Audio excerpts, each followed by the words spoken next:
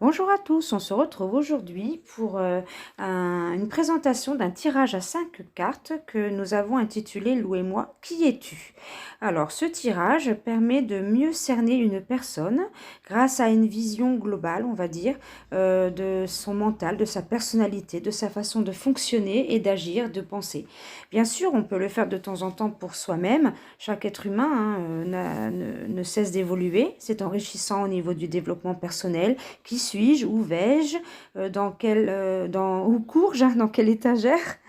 Alors, c'est aussi peut-être à faire pour un consultant ou une consultante en début de consultation. Ça peut donner pas mal d'indications déjà sur la personne et ça aide à la cerner davantage et à avoir ainsi une meilleure compréhension du consultant. Ou alors, c'est un tirage qui peut être très intéressant aussi pour cerner une personne sur qui on désire avoir plus de précision, le conjoint, l'ami, un prétendant, le patron. Dans ce cas, ce sera cerner une personne pour mieux la comprendre et interagir avec elle. Le choix du jeu de tarot est important car selon le tarot utilisé, les personnages n'ont pas forcément la même posture que dans un autre tarot. La posture, c'est par exemple, est-ce qu'ils regardent à gauche, à droite, au devant, et tous ces petits détails sont riches de signification. Alors, comment fait-on pour procéder? Nous, on a décidé d'utiliser les 78 arcanes pour avoir plus de précision. Vous pouvez peut-être essayer de le faire avec les 22 si vous manquez encore un petit peu d'expérience. Nous avons décidé, Lou et moi, de ne pas nous intéresser aux cartes inversées. On ne fait pas de tirage avec les cartes à l'envers. Vous voyez, quand je vous disais, par exemple, la posture est très importante. Là, vous voyez la reine d'épée qui regarde à droite. Bon, voilà. Alors, donc, comment procède-t-on? On bat les cartes. On bat les cartes en se concentrant sur la question « Qui es-tu » ? Qui es-tu ? Bien évidemment, si vous préférez brasser les cartes, n'hésitez pas, faites comme vous le sentez. C'est toujours important de faire comme on le sent. Ça me semble être le b.a.-ba, faire vraiment comme vous le sentez. Bon, ensuite, il faut couper. Alors, on met les cartes à plat, voilà, et on coupe. Voilà. Ah, ben on tombe sur la reine d'épée encore, tiens, tiens. Alors, si la personne sur laquelle on va avoir des renseignements est une femme, ça tombe bien. On va choisir la reine, la première carte qui la caractérise. Ensuite, il suffit simplement de prendre les cartes suivantes et de les placer, comme je suis en train de le faire. Voilà. Et là, on a nos 5 cartes. Si la personne que l'on veut mieux cerner est un homme, dans ce cas, on va chercher à la coupe l'arcane qui va mieux représenter cet homme. Donc, ça peut être l'empereur ou un des 4 rois. Si on recherche, par exemple, à avoir des indications sur une femme plus âgée, femme mature, on peut se dire que l'on cherche soit une reine, soit carrément la papesse aussi. On peut chercher la première carte qui ressemble, qui est la papesse ou, encore une fois, la reine. Pour le valet, ou plutôt pour le jeune homme, on va dire jusqu'à la bonne vingtaine, eh bien, on cherche le premier valet ou alors le battleur. Voilà, on fait toutes les cartes et on cherche le battleur. Donc, ça, vous voyez, la papesse pour tout à l'heure, on l'avait dit. Donc, on va chercher le valet, la première carte avec le battleur ou le valet. Hop, voilà. Donc là, vraisemblablement, notre jeune homme ou notre jeune femme sera représenté par cette carte-ci. C'est celle-ci qu'on mettra au milieu. Alors, la carte au centre représente l'identité de la personne. Donc, c'est l'arcane qui représente cette personne telle qu'elle apparaît aux yeux des autres. La carte située en haut représente son mental, ce que la personne a en tête, son état d'esprit actuel, ce à quoi elle pense. Ensuite, celle du bas représente ses fondations, ce sur quoi elle se fonde, sur ce quoi elle se construit. Ce sont ses bases, ce qui lui permet de trouver une certaine stabilité.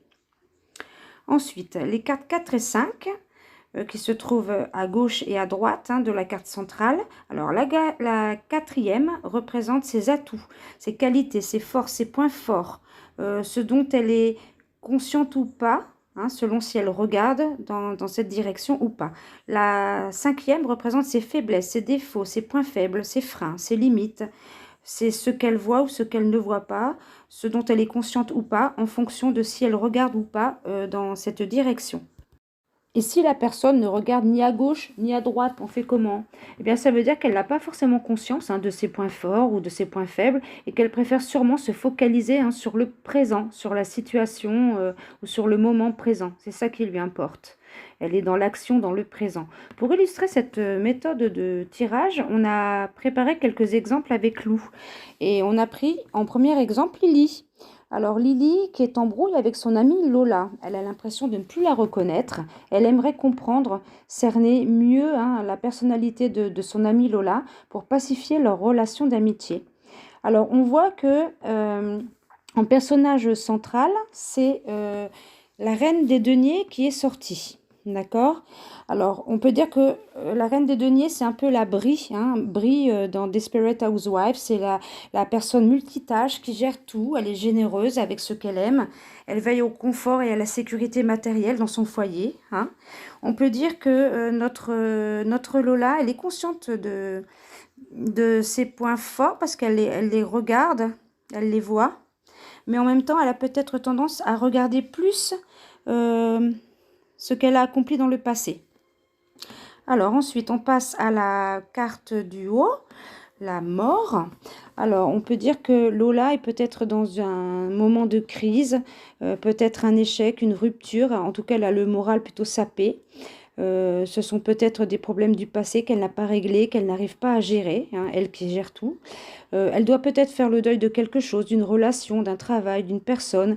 Elle pense peut-être à éliminer des choses, à mettre fin à une situation qui ne lui convient plus. Et elle cherche peut-être à repartir à zéro pour reconstruire sur de nouvelles bases. Ses fondations, on peut dire qu'elle s'est construite dans la rivalité, dans le conflit. Elle emploie toute son énergie pour se battre et pour relever des défis, être la plus forte, la plus efficace possible. Peut-être le défi ici de concilier sa vie pro avec sa vie de famille, sa vie sentimentale, sa vie sociale. Voilà, elle veut réussir à tout gérer. Alors, pour le diable, c'est l'arcane qui incarne ses qualités. On peut dire qu'elle est charismatique, qu'elle est capable d'user de ruse pour parvenir à ce qu'elle veut. Elle a beaucoup de force et d'énergie. Elle aime le pouvoir, avoir le pouvoir sur les choses, ou peut-être aussi sur les autres. Et en tout cas, elle en a conscience, elle le voit, elle le sait. Voilà, c'est ce qui sort pour cette carte-ci. Ensuite, on va passer à la cinquième carte, c'est le 4 d'épée. Alors le 4 d'épée, on peut dire que Lola, notre reine multitâche, ne sait pas prendre le temps de se relaxer. Son mental est souvent agité, stress, anxiété. Parfois, elle aurait besoin de souffler, de se vider un petit peu la tête en s'accordant un moment de tranquillité. Mais ça, elle ne le voit pas, elle ne le sait pas, elle n'en est pas vraiment consciente. Elle qui gère tout, voilà. Voilà pour cet exemple-là avec Lily et son amie Lola. Nous allons passer à un autre exemple. Alors, cette fois-ci, on a choisi le cas d'un papa qui souhaiterait pouvoir cerner un petit peu mieux son fils, Marcus, qu'il trouve un petit peu chelou en ce moment. Alors, la carte qui incarne son identité, qui le représente tel qu'il apparaît aux yeux des autres, c'est le valet de coupe. Le valet qui est sorti, c'est le valet de coupe. Donc c'est un sensible, un émotif, Marcus. Il a plein de projets, souvent créatifs, artistiques, mais ne sait pas encore comment les transformer en projets concrets. Il est aussi un petit peu immature, certes, il ne faut pas oublier qu'il est jeune, mais il peut être en train d'expérimenter aussi les voies de l'amour. Il est peut-être tombé amoureux, notre Marcus. Lui, on dirait qu'il regarde plus en l'air qu'autre chose. Le présent, tout ça, c'est... Oui, Bon, il regarde surtout ce qui se passe dans son mental, lui, hein, à mon avis. Alors, son mental, justement, on dirait qu'il y a une certaine dualité dans son esprit. On le sent tiraillé, hein, peut-être, entre faire ce qui lui plaît, écouter son cœur, ce qu'il aime, et le reste. C'est-il vraiment ce qu'il désire? Ça, c'est une autre question. Son esprit actuel est plus occupé par le désir, à mon avis, hein, de faire des choses qui lui plaisent avec ses potes, des choses propres aux gens de son âge, hein. Tenter, pourquoi pas, tester, hein, pourquoi pas son pouvoir de séduction, flirter, ou alors il a peut-être un projet créatif, un projet artistique en tête, notre Marcus. Voilà, on passe à la carte du bas, donc ses fondations. On peut dire qu'elles ne sont pas encore solides, hein. Il est plutôt jeune, intrépide. Avec la carte du mât, il apparaît comme quelqu'un détaché de valeurs matérielles. Pour lui, la stabilité, c'est pas ce qu'il recherche. Il a un grand besoin de liberté. Lui, plutôt que de construire sur des bases solides, hein, il a envie d'explorer l'inconnu et de fuir les obligations. Il aime bien ne pas être comme les autres, il se désintéresse de l'aspect matériel, hein, lui, encore. Passons maintenant à l'analyse de ses qualités, de ses points forts. Ce jeune homme, il a un tempérament de feu avec le valet de bâton, hein. On peut dire qu'il a un tempérament de feu. Il est tout feu, tout flamme. Il a plein d'idées, il a la fougue et le désir de transformer ses projets en quelque chose de sérieux, de concret. Certes qu'il manque d'expérience, mais parce que c'est un valet, hein, mais il a une grande envie d'expérimenter, de concrétiser. C'est sa force. Et on va dire qu'il n'en est pas forcément conscient parce qu'il ne le voit pas forcément. Regardez, hein, il ne regarde pas spécialement à gauche. On passe à ses points faibles. Alors, en ce qui concerne ses points faibles, on dira, avec le 8 de denier, hein, on dira que notre Marcus a des talents artistiques, ça c'est certain, mais il a du mal à approfondir et à se concentrer lorsque la persévérance et la minutie sont nécessaires. Avoir du talent ne signifie pas avoir le savoir-faire, hein. Ce dernier s'acquiert dans l'effort et l'apprentissage. Mais n'oublions pas que c'est un valet aussi, hein. Et il en est conscient. Non, pas vraiment, non, il n'en est pas vraiment conscient. Voilà, c'est un de ses points faibles sur lesquels il doit travailler. Bon, ben, nous avons terminé pour aujourd'hui. J'espère que ces deux exemples vous ont semblé intéressants. N'hésitez pas à nous laisser un petit commentaire, à laisser aussi un petit like, hein, ça fait toujours plaisir. Et puis on se retrouve très bientôt. Bisous!